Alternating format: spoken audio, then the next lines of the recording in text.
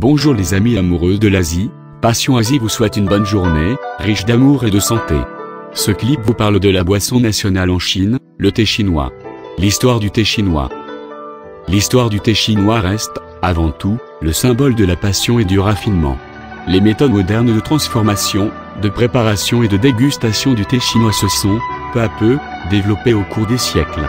À l'origine, il ne représentait qu'un breuvage royal destiné aux empereurs. Cependant, au fil du temps, il est devenu l'une des traditions culturelles chinoises les plus appréciées. L'origine du thé. En Chine, on associe l'origine du thé à l'empereur légendaire Shennong qui, dit-on, vécut pendant l'ère la plus ancienne de l'histoire chinoise. Celui-ci devait sa célébrité à la promulgation de décrets bien appropriés. L'un d'entre eux, en effet, exigeait que la population fasse bouillir l'eau avant de la consommer. Cette pratique aboutira à la découverte du thé. La légende autour de la première tasse de thé un jour d'été, tandis qu'il visita une partie éloignée de son royaume, Shennong et sa cour s'arrêtèrent en chemin pour se reposer. Conformément à sa décision, les serviteurs commencèrent à faire bouillir l'eau afin que les membres de la cour puissent se désaltérer. Tombèrent alors dans l'eau bouillante des feuilles séchées provenant d'un arbuste voisin. L'eau se transforma, alors, en une infusion brune. En tant que scientifique, l'empereur s'intéressa à cette nouvelle boisson. Il en but quelques gorgées qu'il trouva fort rafraîchissantes. C'est ainsi, selon la légende chinoise, que la première tasse de thé fit son apparition en 2737 avant Jésus-Christ. Que cette anecdote soit avérée ou non, la Chine présente, sans nul doute, une longue et fascinante histoire du thé. En tant que plante, le thé provient des régions montagneuses reculées du sud-ouest de la Chine, situées dans les provinces actuelles du Yunnan et de Sichuan. À cette époque, avant de s'inscrire au sein de plantations commerciales structurées, les thés n'étaient autres que de grands arbres sauvages que l'on laissait croître librement et dont on récoltait les feuilles selon les besoins. Ces derniers vont marquer les débuts des premiers thés chinois. Dynastie Shu. La culture du thé en Chine qui s'est développée sur plus de 2 millénaires. Initialement, le thé était une boisson très différente de celle que l'on connaît actuellement. L'Eria, un dictionnaire chinois ancien, mentionne que la consommation de thé, durant la dynastie Shu, débute dès 1046 avant Jésus-Christ. Les premiers thés se préparaient à partir d'une simple infusion de feuilles entières directement plongées dans une tasse remplie d'eau bouillante. Cette méthode rappelle, d'ailleurs, celle décrite dans l'histoire de l'empereur Shennong. Néanmoins, n'apparaîtra que beaucoup plus tard, un thé mieux élaboré qui révélera toutes les saveurs de ce breuvage extrait de ces feuilles. Dynastie Han. Durant la dynastie Han, de 206 avant Jésus-Christ à 220 de notre ère, les Chinois commencent à utiliser le thé en tant que boisson médicinale permettant, ainsi, aux personnes de rester éveillées plus longtemps.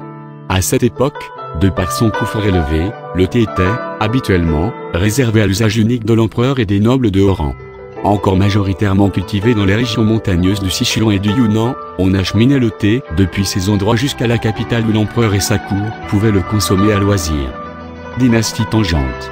La culture du thé va connaître des bouleversements considérables sous la dynastie Tang 618-907. En effet, jusque-là, le thé était une boisson impériale dévolue, uniquement, aux riches. À partir de cette époque, celui-ci va, très vite, être accessible à tous pour devenir un élément central de la vie quotidienne des Chinois. Il passe, également, d'une boisson purement médicinale à une boisson jouant un rôle social puisque consommée dans la famille ou entre amis.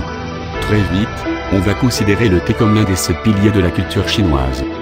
Développement du processus de fabrication du thé. Jusqu'à cette époque, les feuilles de thé brutes étaient cuites à la vapeur puis compactées en briques plus connues sous le nom de gâteau de thé. Lors de la préparation du thé, on broyait ces briques dans un mortier en pierre jusqu'à obtention d'une poudre sur laquelle on versait de l'eau chaude qui, en se diffusant, allait devenir la boisson. Au cours de la dynastie Tang, un changement va intervenir dans la fabrication du thé. En effet, le procédé de fabrication du thé va évoluer, cette fois, vers la création de feuilles de thé en vrac que nous connaissons, tous, aujourd'hui. Cette nouvelle méthode intègre, à la place de la cuisson à la vapeur, une torréfaction desséchant les feuilles de thé. Ceci va permettre de préserver les arômes essentiels de ces feuilles de thé. Actuellement, la plupart des thés chinois, vendus en vrac, se fabriquent pratiquement tous de cette manière. L'histoire du commerce du thé. L'Occident va pouvoir très vite découvrir et apprécier les thés de Chine à la faveur des échanges commerciaux internationaux. Lorsque l'on parle du thé, certains occidentaux pensent, spontanément, à l'Angleterre, même si ce pays ne possède aucune culture liée à cette plante. Cependant, à la suite d'une importante colonisation à travers le monde, l'Angleterre a pu accéder à de nombreuses denrées étrangères, dont le thé chinois, que l'on assimile, désormais, à ces deux pays. Traditionnellement, le commerce du thé, auquel s'ajoutait celui d'un grand nombre de marchandises particulièrement recherchées, se faisait le long de la célèbre route de la soie, qui date de plus de 1000 ans. Il faut noter que la route du thé et des chevaux, un second itinéraire commercial et une bifurcation de la première route, joua un rôle considérable dans l'essor de cette boisson populaire devenue très influente entre le 6e et le 6e siècle. Du fait de l'exploration maritime étendue de la Chine et de d'autres pays, en particulier sous la dynastie Song 960-1279, on constatait, fréquemment, la présence de cargaisons importantes en haute mer sur la route de la soie maritime. Classification du thé. Le thé est la boisson nationale en Chine. Outre son importance dans la culture chinoise, le thé présente de nombreux bienfaits pour la santé, le rendant, ainsi, très populaire à travers le monde. La Chine produit une grande diversité de thés dont l'aspect et le goût diffèrent selon leur degré de fermentation et leur processus de fabrication. Parmi les principales variétés de thé chinois décrites ci-après, citons, notamment, le thé vert, le thé oolong, le thé noir, le thé jaune, le thé blanc et le thé parfumé. Thé vert. Thé vert. Le thé vert chinois reste le plus ancien et le plus répandu de tous les types de thé. Consommé depuis plusieurs millénaires en Chine, il est confectionné à partir de jeunes pousses d'othéier, composées généralement des deux feuilles les plus fines et du bourgeon. Ces dernières sont séchées puis traitées afin d'obtenir le type de thé vert souhaité. Le procédé de fabrication du thé vert comporte 5 étapes: la cueillette, le flétrissage, la torréfaction, le roulage et la dessiccation. L'infusion du thé vert traditionnel riche en substances antioxydantes possède une couleur pâle associée à un goût légèrement piquant. On le produit principalement dans les provinces du Jiangxi, de l'Anhui et du Zhejiang. Thé Longjing. Variété de thé vert très renommée, le thé Longjing se trouve dans la région montagneuse de Longjing, puis du Dragon, proche du lac de l'Ouest, à Hangzhou.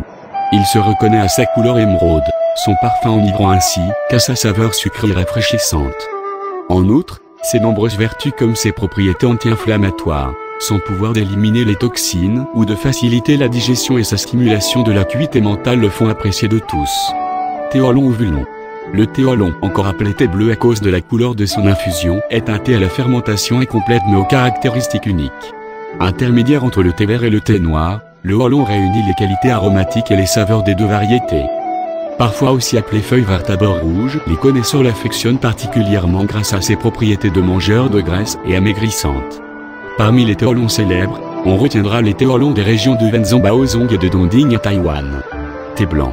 Rapidement séché après la cueillette, le thé blanc est un thé légèrement oxydé. Après le thé vert, qui ne connaît aucune fermentation, le thé blanc connaît la transformation la plus faible par rapport à la feuille fraîche du théier. Produit dans la province de Fujian et plus clair que les autres types de thé, il possède une saveur subtile et délicate. Son appellation de thé blanc vient d'une ancienne tradition qui consistait, pour les Chinois désargentés, à offrir une simple tasse d'eau bouillie, sans thé, à leurs invités. Yinzhen, aiguille d'argent, et Bemudang, pivoine blanche, représentent deux variétés de thé blanc très populaires. Thé noir. Puis le thé noir représente la seconde catégorie la plus importante des thés chinois. Celui-ci est élaboré à partir de jeunes pousses de feuilles de thé, successivement, flétries, roulées, fermentées, puis séchées. Leur infusion donne une belle couleur rouge et des parfums aux arômes subtils. Les thés noirs d'Yanong, Yunnan et Yixing, Zhejiang sont deux appellations célèbres entre tous les thés noirs en Chine. Thé jaune. Le thé jaune est un thé vert humidifié puis séché dans des conditions naturelles ayant subi une post-fermentation. Il affiche un caractère bien particulier. En effet, avec son parfum similaire à celui du thé noir, sa saveur reste, néanmoins, proche des thés blancs et verts. La dénomination thé jaune, couleur traditionnelle impériale, décrit aussi un thé de haute qualité que l'on servait à l'empereur. En tant que thé jaune, le Zhuang Yizhen, produit dans la province du Nan, connaît une grande renommée à travers la Chine. Thé traité. Cette catégorie regroupe les différentes sortes de thé mentionnées, suprêmes et qui supportent un traitement supplémentaire. Il s'agit notamment des thés parfumés, médicinaux, compressés, fruités ou instantanés. Thé parfumé. Les thés parfumés s'obtiennent en mélangeant des fleurs fraîches à des feuilles de thé qui vont absorber, peu à peu, les différentes senteurs et les arômes. Le procédé d'aromatisation consiste, essentiellement, en un mélange appelé doule de plusieurs couches d'une sélection de feuilles de thé non séchées et de fleurs. Le procédé se répète plusieurs fois selon le degré d'aromatisation que l'on souhaite obtenir. Les senteurs définitives dépendent de la variété et de la quantité de fleurs choisies ainsi que du temps d'imbibition. Toutefois, le processus d'aromatisation de la plupart des thés parfumés commercialisés se limite seulement à 1 ou 2 fois. Caractérisés par une forte odeur florale, les thés parfumés s'avèrent particulièrement efficaces contre la gueule de bois. Connu pour ses nombreux bienfaits, le thé au jasmin reste le plus populaire des thés parfumés. Cependant, les thés à la rose et à l'orchidée se comptent aussi parmi les thés parfumés très prisés. Art du thé chinois. Le thé est considéré comme une boisson très hydratante. Dégustation du thé, la qualité du thé est jugée la couleur, le parfum et la saveur de celui-ci, ainsi que par la qualité de l'eau et même la théière. Lors de la dégustation, la personne chargée de déguster le thé doit le savourer intensément. L'art du thé, quand on boit, l'attention est faite à l'environnement, l'atmosphère, la musique, la perfusion des techniques et des relations interpersonnelles. La flore du thé, champ le plus important, la philosophie, l'éthique et la morale se confondent dans l'activité du thé. Les gens élèvent leur moralité et leurs esprits et savourent la vie à travers l'activité de dégustation du thé, réalisant ainsi une joie de l'esprit. La flore du thé chinois date de plusieurs centaines d'années, voire de milliers d'années, étant ainsi plus ancienne que celle du Japon. Il est dit que le flore du thé chinois met l'accent sur l'esprit et rame la lumière à la forme. La représentation de la flore du thé diffère selon les périodes historiques. Les thés, bien que tous différents, incarnent tous l'esprit du thé, caractérisé comme étant de joie, de respect, de joie et de bonne foi. Conseil pour boire le thé. Cela rafraîchit l'esprit, efface la chaleur dans le corps et aide les gens à perdre du poids. Lorsque vous ajoutez une tasse de thé à votre régime quotidien, veuillez noter les conseils suivants, qui vous aideront à récolter le maximum de bénéfices pour votre santé. 1. Boire le thé à chaud. En effet, le thé s'oxyde rapidement après le brassage et ses éléments nutritifs s'atténuent progressivement avec le temps. Il est suggéré de boire le thé à chaud afin d'obtenir le meilleur thé possible. 2. Ne buvez pas trop de thé fort. En effet, le thé fort est susceptible de déranger votre estomac et provoquer de l'insomnie. De manière générale, mélangez 4 g, soit 0,13 onces de feuilles de thé dans 250 ml d'eau pour faire du thé. Il est recommandé de consommer 12 à 15 g de thé par jour. 3. Le meilleur moment de boire du thé est entre le repas. Il est recommandé de ne pas boire avant le repas ou directement après. En effet, le thé peut couper l'appétit quand votre estomac est vide ou favoriser l'indigestion après avoir mangé. 4. Ne pas boire avec la prise de médicaments. En effet, le thé contient une grande quantité de tanin, qui réagit avec les substances médicales, réduisant ainsi l'action de celles-ci. Vous pouvez boire du thé quelques heures après la prise de médicaments. 5. Le thé vert est le thé le plus bénéfique pour les personnes travaillant dans des bureaux. En effet, le thé vert contient des catéchines qui aident à prévenir le rayonnement émanant des ordinateurs, et ce thé constitue un bon complément hydratant. Conseil pour l'achat du thé. Thé chinois. S'acheter un thé en Chine équivaut à choisir un bain en France. Vous devrez apprendre à reconnaître par vous-même les caractéristiques des différents thés. Au final, seul le goût importe. Celui que vous appréciez le plus vous guidera vers le thé qui vous convient le mieux. Malheureusement, lors de leur voyage en Chine, de nombreux visiteurs manquent de temps pour s'éduquer le palais aux subtilités du thé. Il n'existe aucune raison de se décourager, car la plupart des Chinois méconnaissent aussi ce sujet, se fiant, avant tout, à leur goût personnel. Choisir un thé. On sert habituellement le thé lors des repas au restaurant. Ainsi, si vous appréciez particulièrement les saveurs de l'un d'entre eux, n'hésitez pas à demander au serveur d'écrire son nom en chinois sur un papier. La Chine produit une grande diversité de thés dont l'aspect et le goût diffèrent selon leur degré de fermentation et leur processus de fabrication. Parmi les principales variétés de thé chinois, vous pouvez choisir ce qui vous plaît. Voir les infos détaillées sur les types du thé chinois. Où acheter du thé en Chine. Quelques régions sont particulièrement célèbres pour leur thé. Consultez les meilleures villes des thés. Le thé se trouve n'importe où en Chine, allant des marchés de rue aux supermarchés, en passant par les boutiques et les centres commerciaux spécialisés dans les thés. Plus la boutique sera prestigieuse, plus le thé coûtera cher, malgré un thé d'une qualité inférieure à celle de celui que l'on peut trouver sur un marché. Thé en vrac. Disposé en vrac dans des fûts, les acheteurs prélèvent la quantité souhaitée. Acheter son thé de cette manière permet d'observer au plus près les différentes classes de thé. Qualité. Des feuilles entières dans le thé reflètent la qualité, tandis que des feuilles cassées signifient une catégorie inférieure. Les thés en vrac peuvent aussi se conditionner en sachets aluminium rangés dans des boîtes décoratives parfois plus attirantes que le thé qu'elles renferment. Magasins spécialisés. Maisons du thé. Les shops de rue et les supermarchés vendent des thés à bas prix. Néanmoins, c'est plus plaisant de se rendre dans une boutique ou un centre commercial spécialisé où l'on peut sélectionner et goûter les thés avant de l'acheter. Les plantations de thé offrent également ce genre de service. centres commerciaux à thé.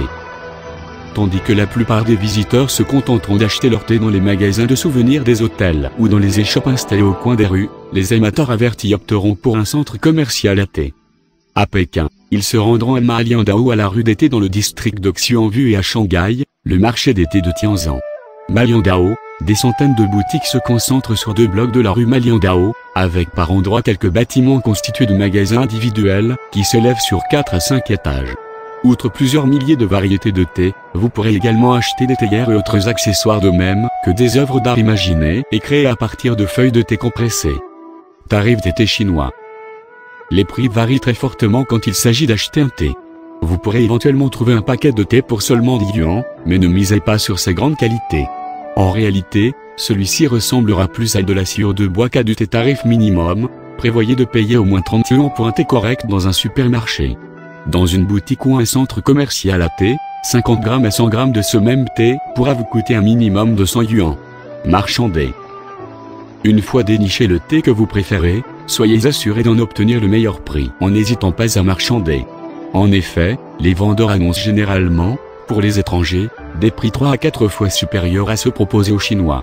Indiquez son prix. Si vous ne parlez pas chinois, munissez-vous d'une calculette de poche pour indiquer le prix qui vous convient. Toujours gardez en mémoire que la transaction s'effectue en yuan. S'accompagner d'une personne parlant le chinois, les employés des boutiques ou centres commerciaux à thé ne parlent pas toujours l'anglais. En conséquence, si une personne qui parle chinois peut vous accompagner, vous aurez de bien meilleures chances d'obtenir ce que vous souhaitez. Merci de votre attention sur la chaîne YouTube Passion Asie. Pour avoir les nouvelles vidéos sur l'Asie, merci de vous abonner sur la chaîne en cliquant le bouton inscription et la cloche. Bonne journée.